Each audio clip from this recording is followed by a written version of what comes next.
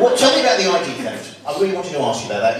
One of the things that you were in the news about that in your private life is you got your ID nicked.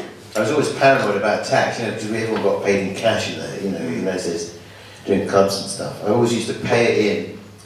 I used to put all the tax in my account and mine, And what happened was, I would go to the Halifax in Clapham Junction, and I'd put down, so I'd have a great big wad of cash, because I'd be skiing every night, doubling up, all the rest of it. I would have like a shoebox full of cash, and I'd go down, and they'd say, they'd make a big fuss about me paying it in.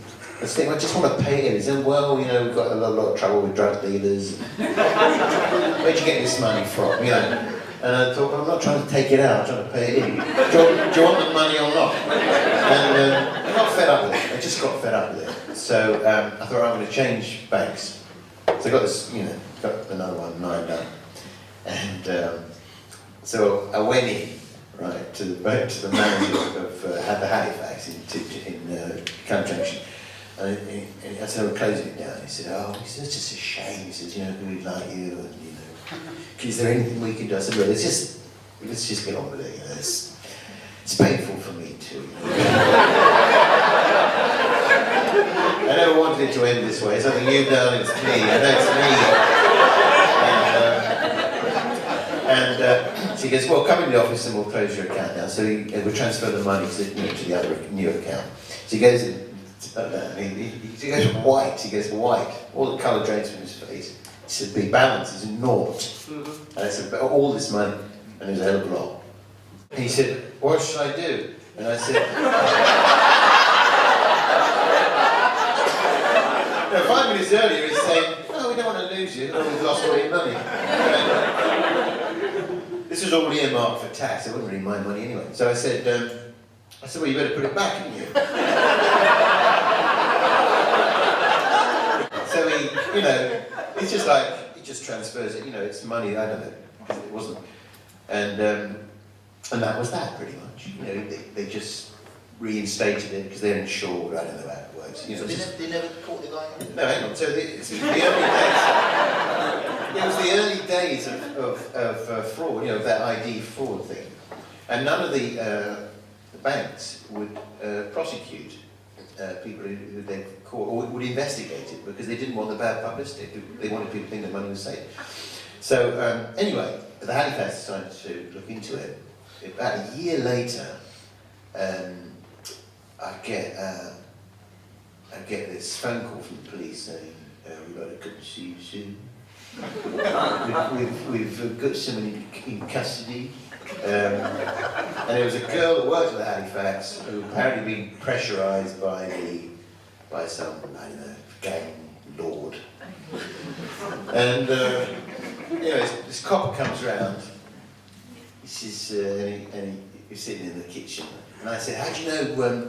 He said, well, we've got this person. I said, how do you know it wasn't me? I said, how do you know that I didn't, take them, go on? It'd been nicked online, How do you know it wasn't me? He says, Mr. Matthew, my real name's Matthew. He said, Mr. Matthew Hall, are you confessing to the crime?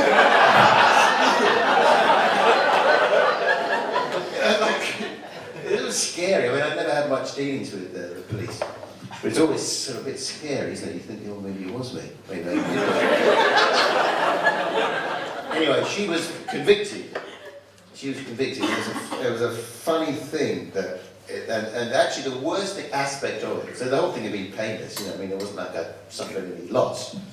But the worst thing was, one morning I'm coming out of the house, and we had builders in, and he waved the Daily Mirror at me, he goes, hey, we see you lost a lot of money. And it said, Harry is hell, front page news. I mean, there must have been a really, really slow news day. The whole thing, so then everyone, Did you ever meet the girl? I mean, after... No, but then when she was convicted, they said that the press came round, and I'd been told by the people who did my PR, okay, that we would agree to statement, no comment, all right? But she got convicted. Someone from the press came out and rang on the door, on the intercom. Have you got any comment? And I said, I forgive her.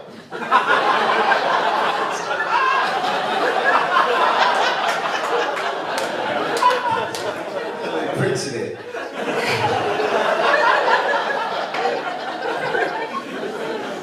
And the PR guy, the funny thing was the PR guy is haranguing me down the phone saying, we agree that you'd say no comment. Haven't I suffered enough? The only other time, sorry, this reminded me another time with the police. The only other time, really, this is such a paranoid story. Okay, you know when Jill Dando was murdered, you know, terrible thing happened.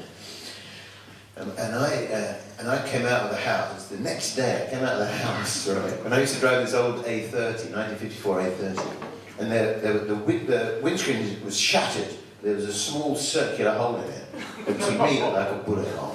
And I was absolutely convinced that someone had taken a pot shot. So I felt like I must have been mad, completely mad. I phoned the police up. I said, it's Harry Hill. It's not even my real name. It's Harry Hill. Oh, yes.